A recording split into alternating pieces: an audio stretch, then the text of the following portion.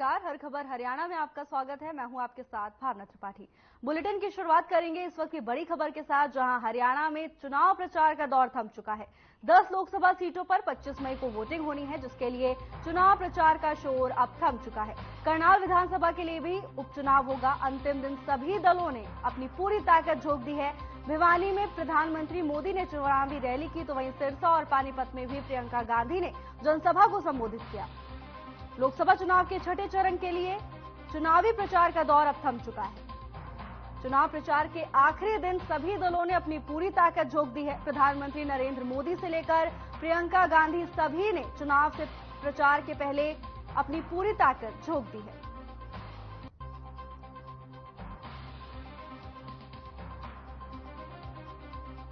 पच्चीस मई को हरियाणा की 10 सीटों पर वोटिंग होनी है। सिरसा पानीपत में प्रियंका गांधी ने रैली की, तो वहीं प्रधानमंत्री मोदी ने भी भिवानी में जनसभा को संबोधित किया। चुनाव प्रचार का दौर थमने से पहले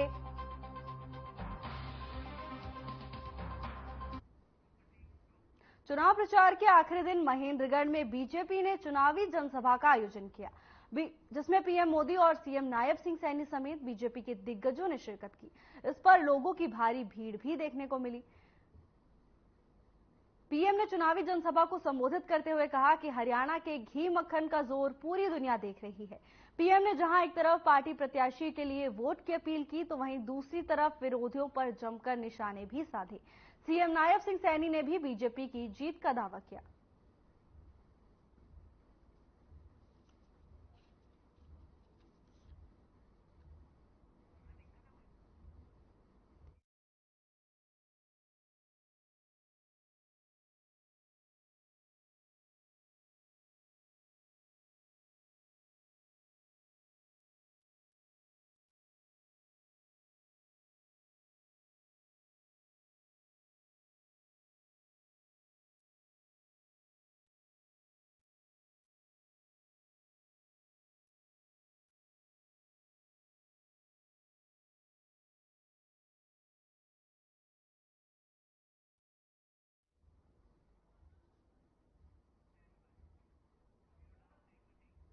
चुनाव प्रचार थमने से पहले रक्षा मंत्री राजनाथ सिंह ने प्रचार किया।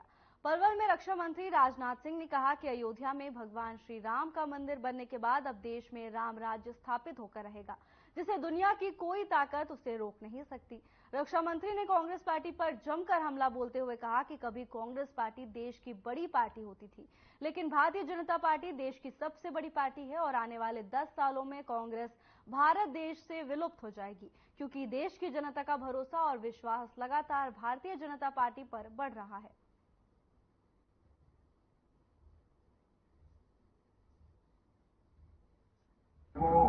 एक भारतीय जनता पार्टी के कार्यकर्ता के रूप में ही नहीं देखा है, बल्कि अपने छोटे भाई के रूप में मैंने कृष्णपाल गुर्जर को देखा है। अब बराबर इनकी तरफ से वैसा ही व्यवहार हमको बराबर देखने को मिला। कृष्णपाल जी गुर्जर आपके सांसद रहे हैं, मंत्री रहे, विधायक भी रहे, पहले विधायक भी 3 बार रहे। बहनों भाइयों, कहने को कोई चाहे जो भी कहते, इन्होंने काम कम किया, अधिक किया, लेकिन कृष्णपाल जी के बारे में एक बात मैं दावे के साथ कह सकता हूं, कोई उंगली उठाकर नहीं कह सकता कि हमारे कृष्णपाल गुर्जर के दामन पर कोई भ्रष्टाचार की दाग लगी हुई हो, यह कोई नहीं कहता। आज के राजनीतिक युग में यदि किसी भी व्यक्ति का दामन साफ है बहनों भाइयों, तो मैं समझता हूं कि उसके राजनीतिक जीवन की इससे बड़ी और कोई दूसरी उपलब्धि नहीं हो सकती। इनके लिए मैं इसलिए भी वोट मांगे आया हूं कि आप देख रहे हैं कि इस समय हमारे भारत का कद सारी दुनिया में बहुत ही ऊंचा हुआ है। मेरे भाइयों, आज से नहीं लगभग 25 वर्षों से मैं दुनिया के देशों में जाता हूं। 25 वर्षों से अधिक समय से मैं दुनिया के देशों में जाता हूं और दुनिया के मंचों पर, अंतर्राष्ट्रीय मंचों पर मुझे बोलने का कई बार अवसर प्राप्त हुआ है। संयुक्त राष्ट्र संघ में भी मैं बोल चुका हूं, लेकिन मुझे याद है कि पहले जब हम दुनिया के देशों में जाते थे, किसी मंच से हम बोलते थे तो हमारी बातों को जितनी गंभीरतापूर्वक सुना जाना चाहिए, हमारी बातों को उतनी गंभीरतापूर्वक नहीं सुना जाता। उनका बयान भी आपने पढ़ लिया, सब कुछ हो गया। मोहना में कट बनेगा, दुनिया इधर से उधर हो जाए, मोहना में कट बनेगा। ये सिर्फ चुनाव तक राजनीति कांग्रेस की राजनीति कर रही है।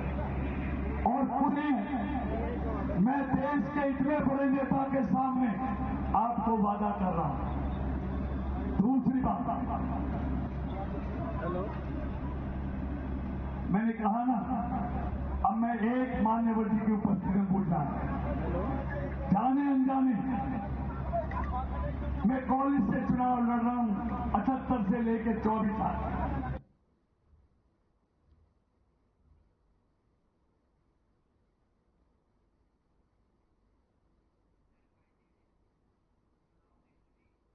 हरियाणा में चुनाव प्रचार के आखिरी दिन कोसली में बीजेपी के वरिष्ठ नेता नितिन गडकरी ने चुनावी जनसभा को संबोधित किया। इस दौरान राव इंद्रजीत सिंह, बाबा बालकनाथ, कैप्टन अभिमन्यु और कोसली विधायक लक्ष्मण यादव सहित बीजेपी पदाधिकारी मौजूद रहे। वहीं इस दौरान कोसली विधानसभा से उम्मीदवार रह चुके विजय भूरथला ने अपने कार्यकर्ताओं के साथ बीजेपी ज्वाइन की। वहीं कोसली पहुंचे नितिन गडकरी ने कहा कि जनता वोट करने से पहले ये जरूर देख ले कि कांग्रेस ने 60 सालों में कितने कार्य किए हैं और बीजेपी ने 10 साल में कितना विकास किया है। इसके साथ ही उन्होंने कहा कि अगले उनके मंत्रालय के तहत हरियाणा में 2 लाख करोड़ से ज्यादा के विकास कार्य हुए हैं।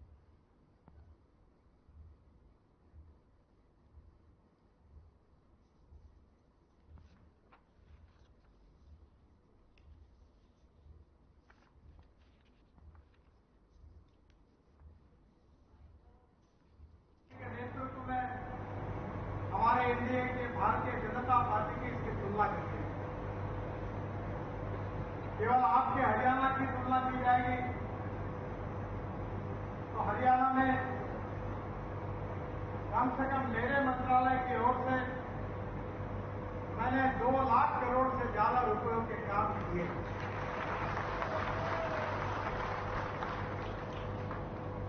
वैसे ये जो सब काम हुए हैं, इसमें बहुत बड़ा श्रेय भाव रख देते हैं, वही पर्सनल मंत्री तैयार वही की जाता है।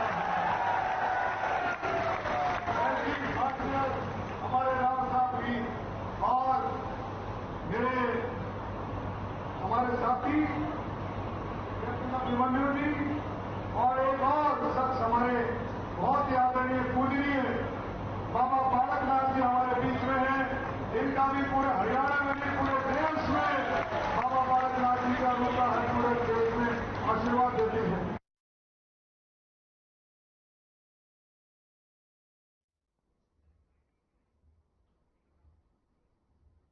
पूर्व सीएम मनोहर लाल ने कर्ण कमल कार्यालय में प्रेस कॉन्फ्रेंस की। इस दौरान उन्होंने कांग्रेस पर जमकर निशाना साधा तो वहीं प्रधानमंत्री की सराहना भी की। उन्होंने कहा कि प्रधानमंत्री एक बलशाली और सूझबूझ वाले व्यक्ति हैं। इसके साथ ही उन्होंने चुनावी प्रचार को लेकर जानकारी साझा की। पूर्व सीएम ने कहा कि चुनावी अभियान से पूरी तरह संतुष्ट हूं। पानीपत के रोड शो से चुनाव प्रचार थमेगा।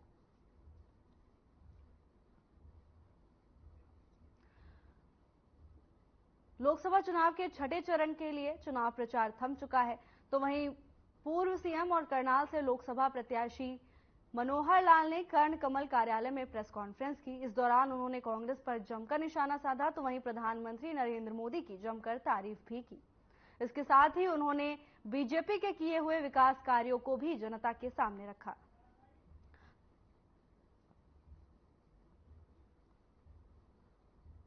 हरियाणा में 25 मई को वोटिंग होनी है, जिसके लिए चुनाव प्रचार का दौर अब थम चुका है।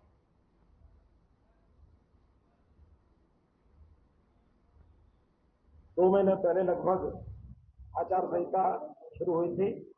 मुझे याद है कि हमारे यहाँ जो प्रदेश का यानी दायित्व परिवर्तन हुआ 11 मार्च की बात है। 12 को हमने मंत्रिमंडल का इस्तीफा दिया था। 13 को नई सरकार का विश्वास को प्राप्त हुआ था और 13 को ही हमारे हरियाणा के 6 कैंडिडेट घोषित हो गए थे। 13 मार्च और आज हम बैठे हैं कितना 23 मई, यानी 2 महीने 10 दिन पहले हमारा जो घोषणा हो गई थी। चार जो उसके बाद वो भी शायद 23-24 मार्च को हो गए थे 4 कैंडिडेट, और लगातार हमने अपना अभियान जारी रखा और आज इस समय शाम को 6 बजे अभियान हमारा पूरा हो जाएगा। मुझे इस बात का संतोष है कि जितना हमने अभियान चलाया पूरे विधानसभा क्षेत्र में विधानसभा रैलियां की, नामांकन कराए और हमारा मुख्यमंत्री और मेरा कुल मिलाकर 106 कार्यक्रम हुए, जिसमें 90 विधानसभाएं, साथ में कुछ नामांकन के अलग से कार्यक्रम थे, किसी किसी विधानसभा में एक या दो भी हुए, तो ऐसा उस 106 में ऐसा मोटा अनुमान है मेरा कि 58 कार्यक्रम तो मुख्यमंत्री जी के हुए और 48 कार्यक्रम मेरे स्वयं के हुए। हमने पूरा प्रदेश 14 मार्च तक कंप्लीट किया। 15 मार्च से हम दोनों अपने अपने क्षेत्र में लगे हैं और उस दिन से हमारे केंद्रीय नेताओं के जो कार्यक्रम हैं वो शुरू हो गए, जिसके अंदर हमारे प्रधानमंत्री जी के कार्यक्रम हुए 3 और नड्डा जी के यानी राष्ट्रीय अध्यक्ष जी के 2 दिन के कार्यक्रम हुए, अलग अलग 6 कार्यक्रम हुए, योगी जी के 2 कार्यक्रम हुए, अमित शाह जी के 3 कार्यक्रम हुए, राजनाथ सिंह जी के 3 कार्यक्रम हुए, आसपास के प्रदेशों के मुख्यमंत्री जिसमें पुष्कर सिंह धामी जी, जिसमें राजस्थान के मुख्यमंत्री, मध्य प्रदेश के मुख्यमंत्री योगी जी का उन्होंने बता ही दिया, इन सब नेताओं के हमारे यहाँ कार्यक्रम हुए और कोई लोकसभा क्षेत्र कोई विधानसभा क्षेत्र बचा नहीं जहाँ हमारे केंद्रीय नेतृत्व का कार्यक्रम या हमारा अपने प्रदेश के नेताओं के कार्यक्रम न हुए हों। आज भी देश के राष्ट्रपति, देश के प्रधानमंत्री श्री नरेंद्र मोदी जी का कार्यक्रम महेंद्रगढ़ में इस समय चल रहा है और राजनाथ सिंह का कार्यक्रम आज सुबह 11 बजे एक पलवल में हुआ है। समापन प्रधानमंत्री जी के कार्यक्रम के बाद प्रचार अभियान का ये हो जाएगा। जब अपने लोकसभा क्षेत्र में मैंने कार्यक्रम करने शुरू किए तो मुख्य रूप से सभाएं तो उसमें मैंने कम की है, लेकिन रोड शो के कार्यक्रम ये ज्यादा किए हैं। 16 रोड शो के कार्यक्रम आज मेरे कंप्लीट हुए हैं, जिसमें कुल 211 गांवों में यानी जहां मेरा कार्यक्रम हुआ उसके आसपास के गांव के लोग भी, कहीं 2 गांव के, 3 गांव के, 4 गांव के लोग भी आए, तो मैं समझता हूं लगभग 300 पंचायतें उसमें कवर हुई है जो मैंने स्वयं की है। इसके अलावा जो शहर की बस्तियां हैं, शहर के कार्यक्रम हैं, वो कार्यक्रम इसके अलग हैं, चाहे वो पानीपत शहर में हुए हों, पानीपत ग्रामीण की बस्तियों में हुए हों, करनाल नगर के कार्यक्रम हुए हैं, अथवा हमारे 6 और क्लस्टर कार्यक्रम हुए थे कस्बों के, जिसके अंदर इंद्री है, जिसमें बिलोखेड़ी है, जिसमें लिसिंग है, जिसमें रोंडा है और असंध है, फिर हमारा मालखा है, इसराना मतलोडा है। ऐसे हर एक यानी शहर छोटा बड़ा उसके कार्यक्रम अलग हुए हैं। तो मैं समझता हूँ इस प्रकार का एक पूरा अभियान जो हमने किया है मुझे उससे संतुष्टि है कि कम समय में अधिक कार्यक्रम हमने किए हैं। थोड़ा शरीर बीच में कभी जुकाम है तो कभी दस्त है तो कभी गले का मामला है, ये सब चलता रहा है, लेकिन मैं अपने शरीर को इन अंगों का काम अलग मानता हूँ, बाकी शरीर का अलग मानता हूँ, इसलिए अंग कैसा भी करते रहे, लेकिन पूरा अभियान सायंकाल 6 बजे तक कंप्लीट होगा। अंतिम कार्यक्रम मेरा पानीपत का एक रोड शो अभी सायंकाल 3:30-4 बजे शुरू होगा और 6 बजे तक वो चलेगा। मित्रों, आपको बताने लायक मुख्य बातें और भी हैं, जैसे चुनाव में बहुत सी ऐसी घटनाएं हुई हैं जो मेरे ध्यान में आती हैं कि उनको विपक्ष की ओर से जिस प्रकार से उछाला गया, उड़ाया गया, या बहुत एक निम्न लेवल पर आकर के भी चीजों को उठाया गया है। उसके अंदर अगर मैं सबसे पहले एक बात जो मेरे मन को पीड़ा हुई, कल हमारी विपक्षी पार्टी के जो नेता हैं राहुल गांधी जी ने मीडिया के बारे में कहा, वास्तव में ये सुनकर के मुझे बड़ा अजीब लगा कि मीडिया हमारा वो पिलर ऑफ डेमोक्रेसी इसको कहते हैं। उसके बारे में कल उन्होंने संबोधन में शुरू में कहा, मैं सुन रहा था रात को। मेरे प्यारे मित्रों, मेरे प्यारे मीडिया के मित्रों, और साथ ही जोड़ते हैं कि मीडिया के लोगों को मित्र कहना तो पड़ता है, लेकिन ये मित्र है नहीं, और ये जो लोग हैं ये ऐसा लिखते हैं, वैसा लिखते हैं, ये लिखते हैं, वो लिखते हैं। देखिए, सीधा सीधा जैसा एक बोलने की स्वतंत्रता या लिखने की स्वतंत्रता मीडिया को होती है, मीडिया की अपनी मर्यादाएं हैं, उन मर्यादाओं के अंतर्गत सब लिखते हैं, अच्छा लिखते हैं, ठीक लिखते हैं। आलोचना भी पढ़ना, सुनना यह आदमी का माना होना चाहिए। आखिर तो इस प्रकार का कह करके उन्होंने लोकतंत्र के खिलाफ एक ऐसी बात कह दी जिससे इमरजेंसी की याद आती है। 1975 में अगर सबसे बड़ा कोई घिनौना काम कांग्रेस ने किया था तो मीडिया के गले में एक। इस वक्त की बड़ी खबर की ओर रुख करेंगे, जहां चुनाव को लेकर प्रशासन एक्शन मोड में है। डीजीपी शत्रुजीत कपूर ने अधिकारियों की बैठक की। मतदान के दौरान कानून व्यवस्था को लेकर चर्चा की गई। लापरवाही नहीं की जाएगी, डीजीपी का यह बयान सामने आया है। 35,000 से अधिक पुलिसकर्मी तैनात रहेंगे। पहला मिलिट्री फोर्स की 112 कंपनियां तैनात होंगी।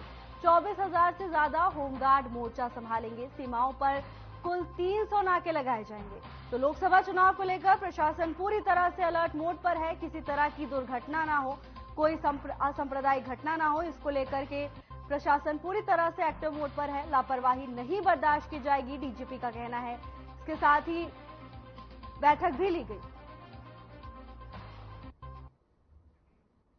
प्रदेश भर के अलग अलग जिलों से संबंध रखने वाले सरकारी अधिकारियों कर्मचारियों ने लघु सचिवालय में नूह स्थित जिला योजनाकार कार्यालय में ईडीसी के माध्यम से वोट डालने के लिए स्पेशल केंद्र बनाया है। इस केंद्र में सुरक्षा के पुख्ता इंतजाम किए गए हैं। जिला निर्वाचन अधिकारी धीरेन्द्र खड़गटा ने बातचीत के दौरान कहा कि बैलेट पेपर तथा ईडीसी के माध्यम से जिला योजनाकार कार्यालय डीटीपी में केंद्र बनाया गया है, जहां सुरक्षा से लेकर तमाम इंतजाम पुख्ता तरीके से किए गए हैं।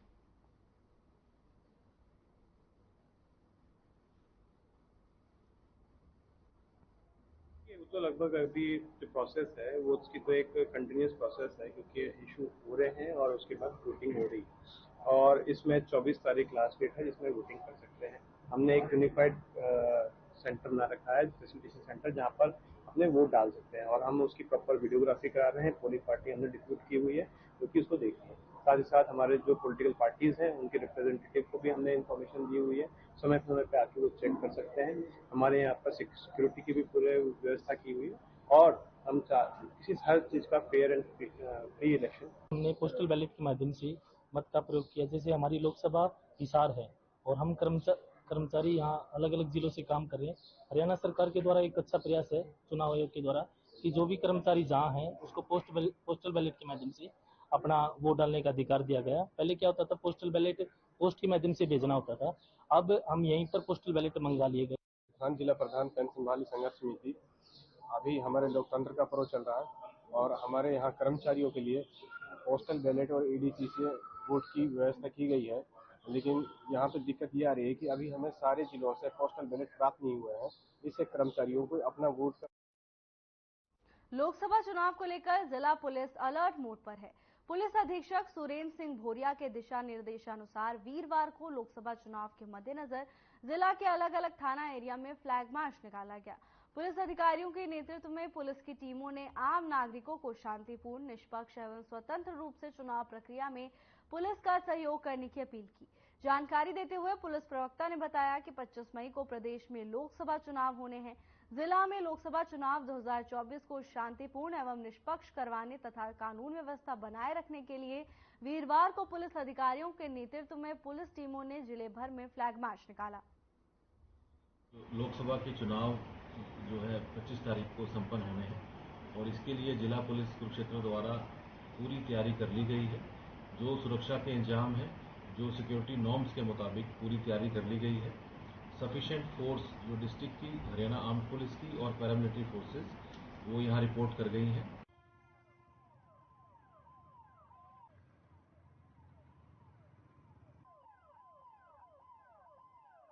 कुरुक्षेत्र से है, जहां लोकसभा चुनाव को लेकर पुलिस प्रशासन अलर्ट मोड पर है।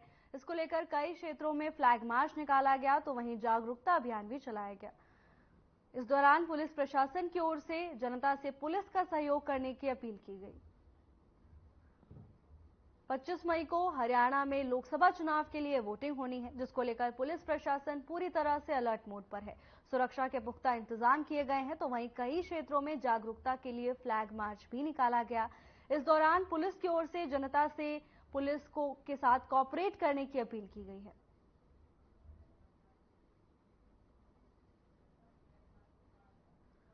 कुरुक्षेत्र में लोकसभा चुनाव को लेकर पुलिस एक्टिव मोड पर नजर आ रही है। किसी भी तरह की अप्रिय घटना ना हो, इसके लिए पुलिस पूरी मुस्तैदी से काम कर रही है।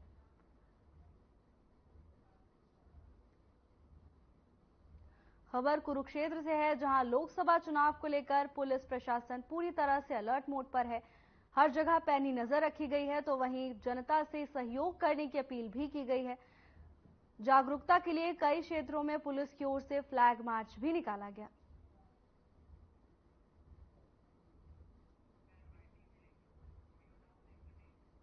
मौसम विभाग ने पंजाब, हरियाणा और चंडीगढ़ में मौसम को लेकर पूर्वानुमान जारी किया है। बता दें कि अगले 2 दिन पंजाब, हरियाणा और चंडीगढ़ में रात के समय भी हीट वेव चलने का पूर्वानुमान लगाया गया है। इसके साथ ही अगले 24 घंटे में कोई बड़े बदलाव की उम्मीद नहीं है। वहीं शनिवार से अधिकतम तापमान में 2 से 3 डिग्री की बढ़ोतरी भी हो सकती है। गौरतलब है कि चंडीगढ़ के साथ साथ पंजाब और हरियाणा के उत्तरी इलाकों में अधिकतम तापमान 44 डिग्री तक पहुंच सकता है।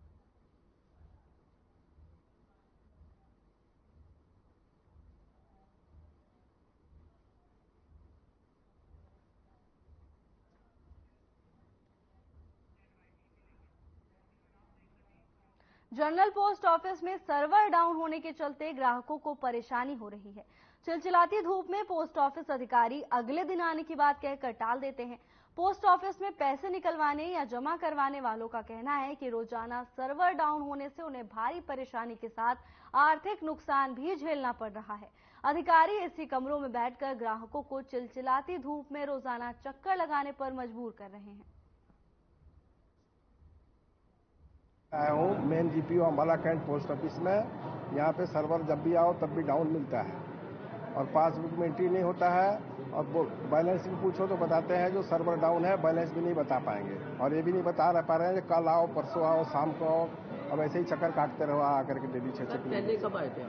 पहले सर 3 दिन पहले ही आया था। तो तब क्या बताया? Server down. फिर आज आया, आज भी सर्वर डाउन। पिछले महीने आया था 2 बार, सर्वर डाउन। फरवरी के बाद एंट्री नहीं हुई, देख लो, ये देखो, फरवरी के बाद एंट्री नहीं हुई है। और मैं अम्बाला कैंट के बड़े पोस्ट ऑफिस में आया हूँ, ठीक ना। मैं कल भी आया था और आज भी आया और मुझे बड़ी मुसीबतों का सामना उठाना पड़ रहा है कि और ये मुझे हमेशा कल करके कह रही है कि कल नेट चलेगा, सर्वर चलेगा और कल सर्वर चलेगा। कल भी आया था मैं और आज भी आया हूँ, ठीक ना। और आज भी मुझे यही बोल के इन्होंने आश्वासन दिया है कि जितना हमसे हो सकेगा हम करेंगे, नहीं तो मंडे को काम होगा। अब इतनी गर्मी में हमें चल के आना पड़ता है और हमें अपनी छुट्टियां लेके आना होता है ऑफिस से और फिर भी हमारा कोई काम नहीं बन पाता। तो अब हम बताएं सरकार से क्या आश्वासन करें कि हमारा काम जल्दी। फिलहाल के लिए बस इतना ही। जल्द हाजिर होंगे नई अपडेट्स के साथ। नमस्कार।